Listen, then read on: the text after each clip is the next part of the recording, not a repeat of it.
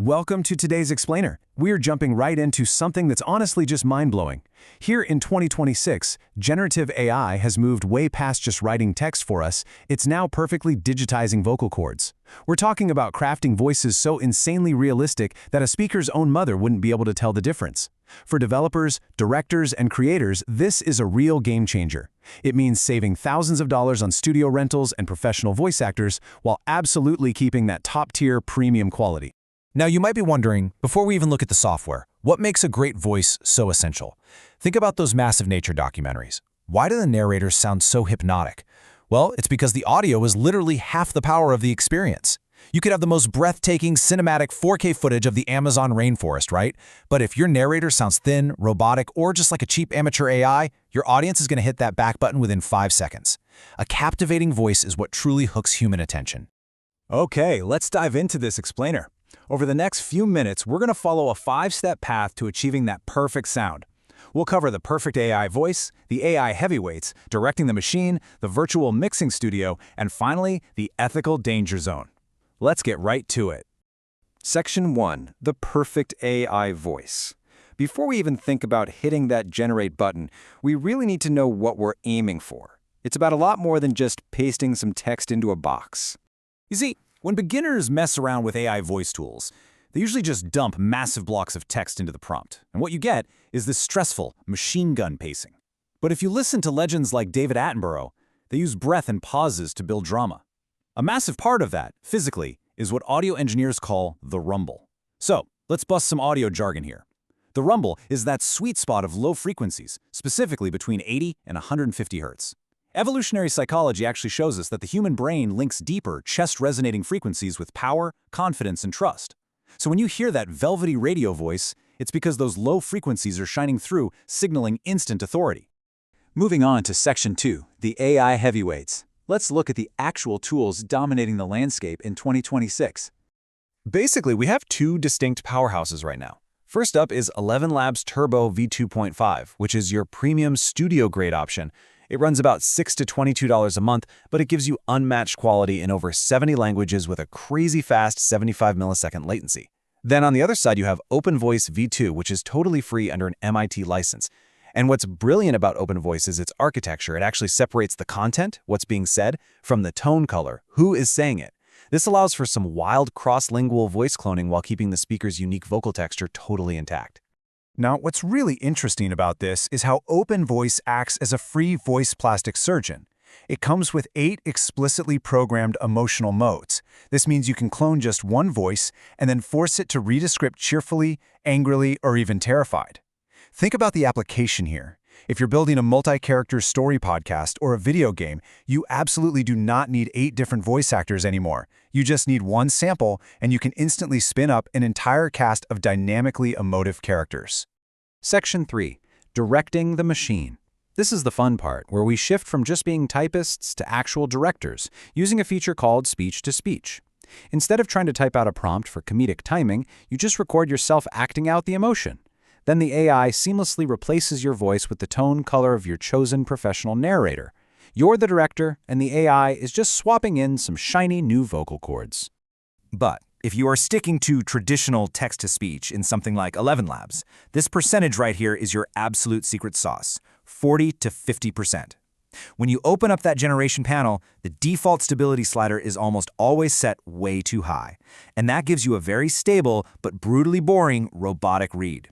By pulling that slider down strictly into the 40 to 50% range, you're giving the AI permission to introduce human imperfections. It starts taking natural breaths, throwing in some slight vocal fry, and suddenly you have that rich, unpredictable documentary sound we're chasing.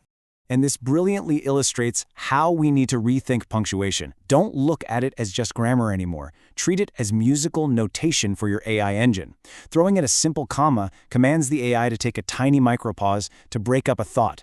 But an ellipsis, those 3 little dots, that commands the engine to build long, dramatic tension. Feeding the AI a properly punctuated paragraph is literally the difference between a flat robot and a master storyteller.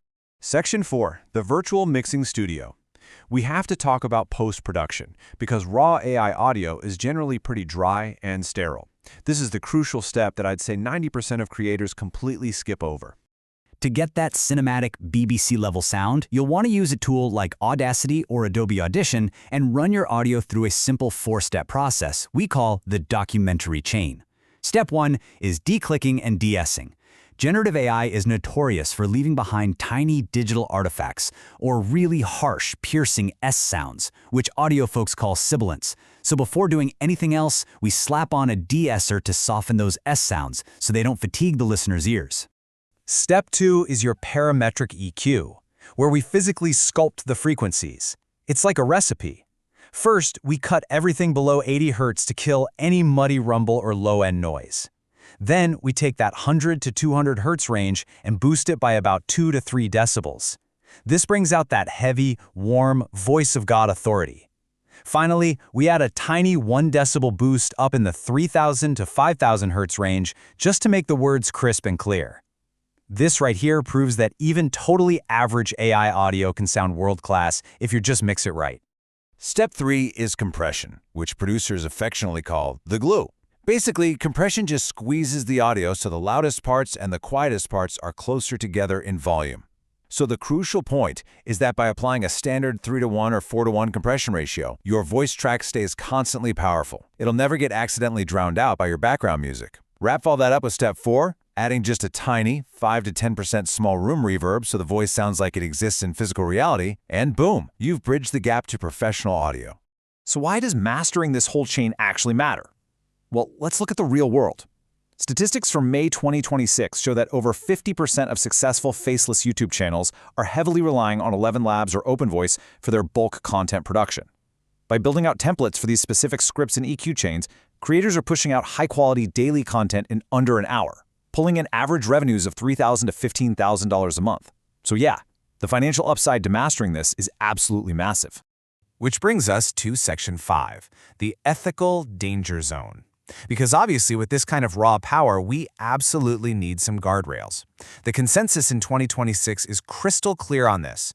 Obtaining consent to clone a voice is strictly mandatory. And using these tools to whip up deepfakes of public figures saying wild things they never actually said, that is universally prosecuted as a serious crime. To keep things in check, major platforms have rolled out some heavy safeguards. You have to include transparency disclosures if you use AI voices. On top of that, ElevenLabs now bakes an invisible, inaudible digital watermark straight into the audio files. If a file is used maliciously, they can trace it right back to the source. Implementing that exact safeguard is what earned them the first AI UC1 certification. This is a huge deal because it's the standard that finally allows large corporations to legally ensure their AI voice generation against liability. All right, so we've covered the physics, the heavy-hitting software, the mixing chain, and the ethics. Now I want to leave you with a bit of a challenge.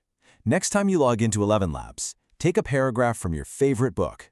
Generate it once with the stability slider totally maxed out at 100%, and then generate it again pulled all the way down to 35%. Listen super closely to the breaths, the dramatic pauses, the raw emotion. Can you hear the ghost in the machine?